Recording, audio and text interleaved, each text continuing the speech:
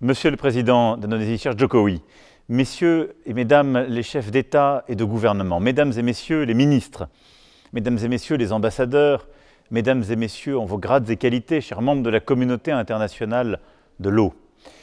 Mon emploi du temps ne m'a pas permis de faire le voyage jusqu'à Bali et je le regrette ô combien pour être parmi vous aujourd'hui pour ce 10e Forum mondial de l'eau.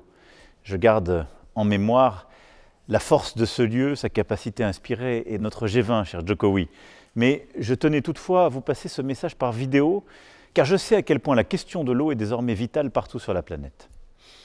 Je veux ici remercier le président Joko Widodo pour son engagement sur le sujet, ainsi que le Conseil mondial de l'eau pour l'organisation de cette nouvelle édition du Forum à Bali. Aujourd'hui, il n'y a pas de sommet international où l'on ne parle pas de l'accès aux ressources critiques pour nos économies, qu'il s'agisse d'énergie, de minerais, de terres rares, de composants technologiques. Et ce forum nous rappelle que l'eau est la première des ressources critiques. L'or bleu, comme on l'appelle parfois, a toujours été une ressource vitale et hautement symbolique pour l'ensemble des peuples. Et l'accès à l'eau, l'un des premiers facteurs d'indépendance et d'interdépendance entre les nations. La coopération transfrontalière pour la gestion de l'eau a donc toujours été un vecteur d'accélération de la paix. Aujourd'hui, s'ajoute à cela l'impact profond du changement climatique sur le cycle de l'eau.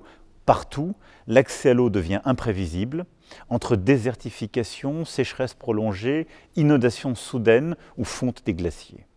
Plus de la moitié de la population mondiale affronte déjà des pénuries sévères en eau et de nombreux pays à travers le monde anticipent des situations de stress hydrique intenses dans les années à venir, mettant en danger leur économie, leur population, mais aussi parfois la stabilité même de leur voisinage.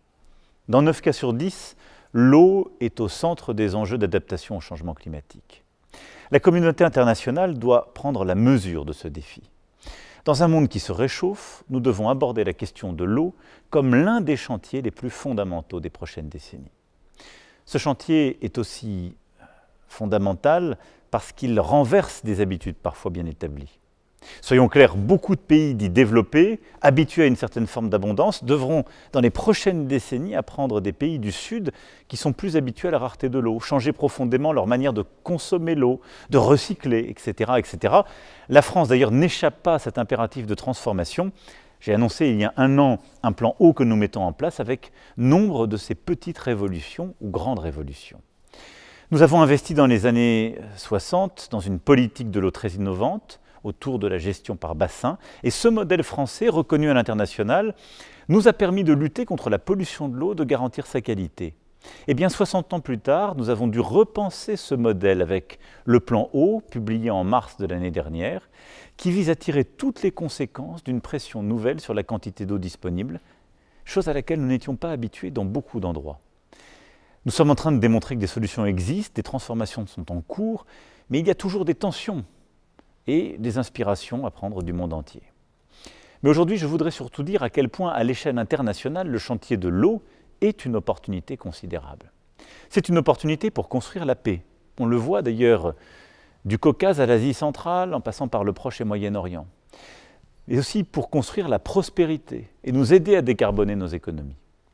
L'eau est sans doute l'actif le plus précieux dans lequel nous pouvons investir aujourd'hui, si nous souhaitons vraiment construire des économies plus durables, plus prospères, plus autonomes. Investir dans l'eau, c'est investir dans le développement humain et la santé humaine. Nous le savons. C'est aussi investir dans l'énergie décarbonée, parce que l'eau est au cœur des modèles de production d'hydrogène, d'énergie renouvelable, d'énergie nucléaire. C'est aussi investir dans la souveraineté de nos modèles agricoles, en les rendant plus robustes et plus autonomes, avec la capacité d'irriguer de manière plus efficace, de produire localement des engrais verts, au lieu de continuer à importer des engrais très carbonés avec des risques de dépendance et des bilans énergétiques et climatiques catastrophiques. Dès aujourd'hui, c'est dans cet état d'esprit optimiste que je vous souhaite le plus grand succès pour cette 10e édition du Forum mondial de l'eau. J'en suis convaincu, c'est vous, la communauté internationale de l'eau, composée de collectivités locales, d'entreprises, d'agences de bassin, d'experts, à travers le monde, qui pourra tracer le chemin vers une gouvernance de l'eau plus efficace et plus juste.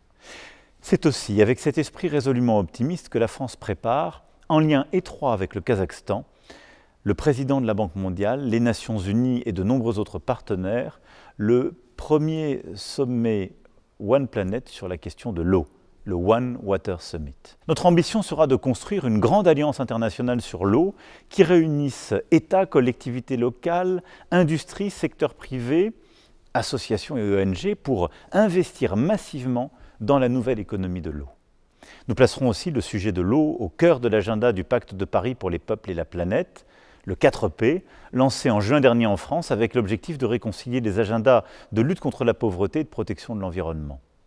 Au fil de ces échéances, vous pourrez compter sur la détermination de la France pour faire de l'eau une question majeure au cœur de l'agenda international. Alors, bon forum à tous et à toutes à Bali. Terima kasih.